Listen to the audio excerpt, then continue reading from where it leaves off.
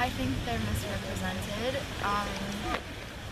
I think in a lot of like movies and TV shows, like they're kind of exploited and they're seen as like sexual objects, or like the damsels in distress, and I just think they're hypersexualized a lot in the media. Media has influenced. Media influences everything in our life. Like, you can't escape media, and especially with the culture that we're in today with constant updates to our phone and email and Twitter and Facebook and everything. And I'm a person who checks social media at least several times every single hour of the day. So yeah, it does influence it, but me personally, I feel like how I grew up and who I grew up around is more of an accurate representation than what I see based on media and TV and internet. I think women are definitely misrepresented in the media. I mean, women are always overly sexualized in one way, and then women are always portrayed as being the damsel in distress, and they can't do anything for themselves, and they're not necessarily smart. And then there's also the whole women of different ethnicities and women of color being misrepresentation. It's seen as being exotic if you're a different ethnicity. And if you are of the white majority, you're seen as being the perfect woman, but only if you got like the blonde hair and the blue eyes and the right type of smile and the right red lips, and it's definitely a big mess. Sometimes I feel that way. Like, it depends on the type of media. Like, the majority of the time women are viewed as sex objects or whatever, but or sex symbols, sex symbols. And I don't know, it just depends on the type of media that you're looking at. Like music and everything else, yeah.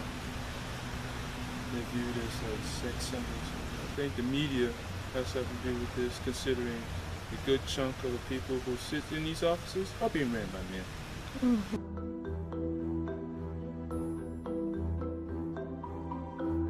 As you go up the ranks in media, fewer and fewer women and people of color exist at every rung of the ladder. That means that 97% of everything you know about yourself and about your country and your world comes from the male perspective. It doesn't mean that it's wrong. It just means that in a democracy where you talk about equality and full participation, you've got half of the population, more than half of the population, not participating. What happens is these studio chiefs who, or people like myself, writer, producers, or directors, we see the world in a certain way, and we don't really challenge that often. And so we just replicate the world that we grew up in without really asking why we're doing it. Well, I think it depends on the source, and it depends on the purpose. I mean, there's a lot of instances where women voluntarily represent themselves in a certain way, whether it's to be classy and conservative or provocative and liberal. So as far as misrepresentation on a general level, I wouldn't say so, because there's just such a wide variety of purposes. I just read a story the other day about this Australian talk show host who wore the same suit for a year, and nobody noticed and nobody said anything to him. But that was in direct response to his female co-host, who daily get criticisms on what they wear, and letters from viewers saying that they need to learn better fashion. So, I mean, you have the females that are criticized more for what they wear, and then the males, and it's just like overlooked. So I would say, yeah, in that sense, that people are more critical of what women wear.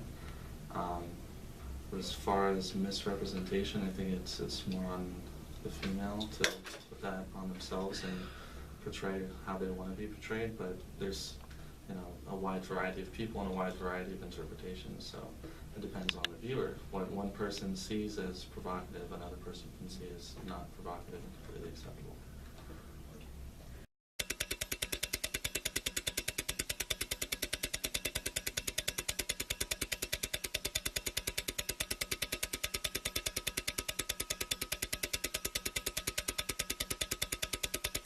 Now, Carlos, over the weekend, the internet went just a little bit crazy over the fact that it was revealed that Carl has been wearing exactly the same suit every single day on this show, at this desk, in that chair, for one whole year. Now, the reason that this all started, this was a show of support for me after I did the Andrew Ollie speech a year ago, Yes. and you were very much in accord with me about the sort of issues that happen for women on television and Yes. criticism over what we wear, and I talked about that in the speech, and you said, you know what, Dale, I'm going to wear the same suit every day and see if anyone notices. Well, actually, it started with me wearing the same suit for about a month before I even told you. Oh, did you? Yeah. So it wasn't a show of support at all?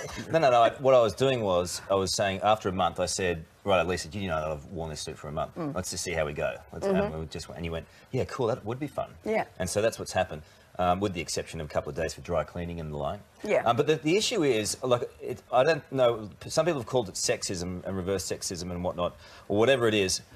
I don't know whether it's that, because can sexism be mainly women judging other women? And I think in this situation, for women on TV, it's mainly women judging women and what they wear. So is that sexism, is my question. So we have this ideal that women are supposed to have like the perfect bodies, and that it's this way or no way, but now it's like more accepted that yes, it's okay that you're not the size 0 or whatever it is. And I think that we idealize ourselves and have unrealistic expectations, and I think that we're slowly getting out of it, but it's still there.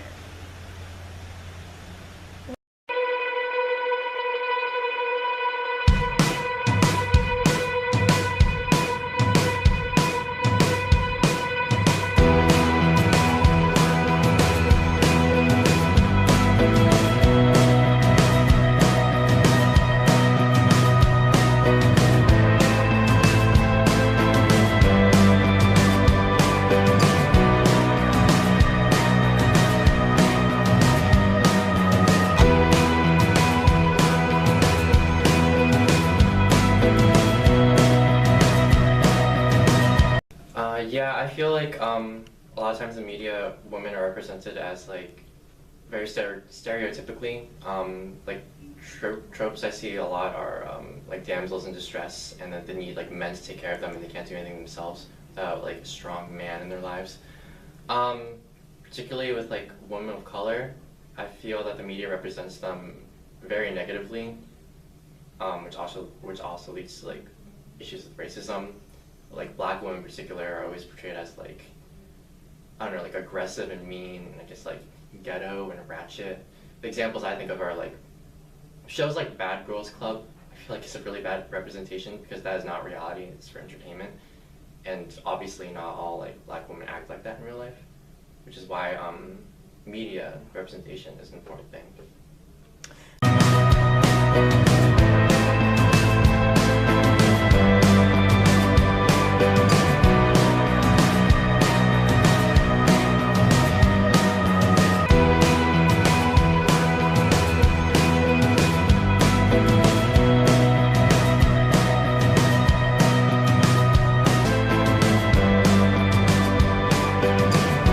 For the most part, yes, because of like other influential figures, like for example, like Nicki Minaj, for example, she always has risque photos. Kim Kardashian, she just posted some crazy photos for a magazine cover.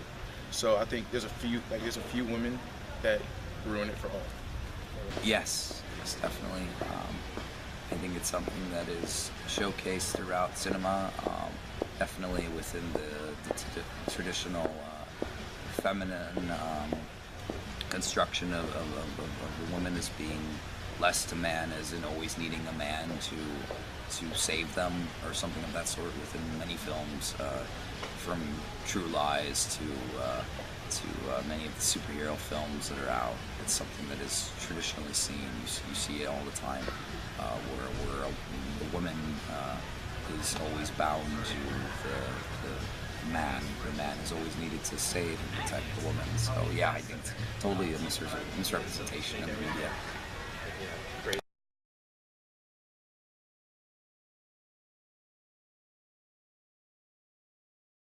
I mean, the only thing that I can think of that would influence that is just men in general. I mean, it sounds really bad to say that men are the problem, but we don't necessarily look at a woman with blonde hair and blue eyes and think, oh, she's perfect, unless we're looking at her in a movie, and then we're like, oh, she's perfect, it's the Mary Jane of the movie. But like, we can see, I know that I see every woman for a different beauty, because they all have a different beauty. Everyone has their own beauty. And that's kind of a thought that all women have of each other, but it's not represented in the media, and it's not held the same respect for men. My ideal type of woman is someone that's very responsible and intellectual and questioning of the world around her, but also able to manage her time well and mature, and someone who's willing to go out and go after what she wants. The progressive media has sort of influenced my mindset on wanting a woman that is strong and independent and able and is able to have equal footing with me, and is not intimidated is not intimidated by the patriarchal construction that is presented over them. So I guess you could say that sort of influences me, I guess, the more progressive angle where women are on equal footing with men. So I would want a woman that is equal to me in every way. So I guess that would say might be my ideal woman. I think there's a lot of different trends that happened throughout history. Like before it was, oh well, the wealthier you are, then the bigger you are. And it did the same thing with skin color and all this. So I think it's just another trend that the skinnier we are, the more attractive we are. But I think it's just gonna phase out. My ideal woman is a classy woman, to be honest. A girl that doesn't flaunt everything she has.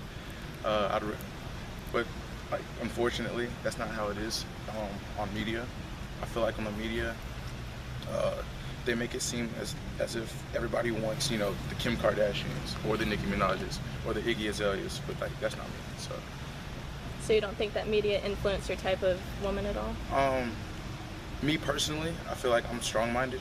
I don't let it influence me, but for the most part, I feel like media influences the masses. So too, I think definitely the media can influence our perceptions of what beauty is and beauty standards in general.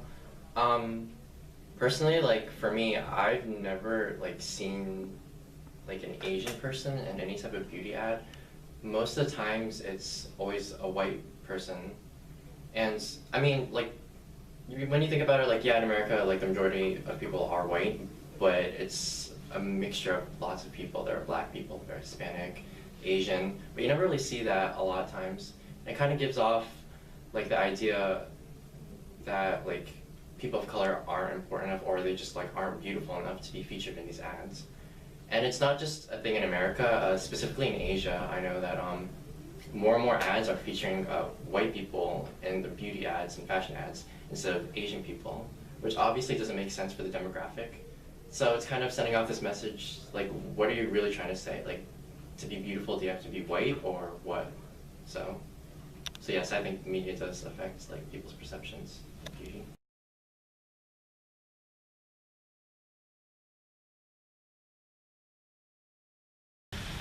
Okay, well, there's I think there needs to be more, maybe movie-wise, more Hunger Games, where the female character her goal isn't to marry a man or to find a man or get married. There's other things in her life that she can accomplish, and that she can be, a strong, independent person. I just think a lot of movies The House Bunny and stuff, and women are just used to look at their bodies and stuff instead of seeing them as a human being. I tremble. You can't be what you can't see. It's extremely important for women to be writing their own stories and giving them to people to really emotionally become impacted by. The media can be an instrument of change. It can awaken people and change minds. It depends on who's piloting the plane.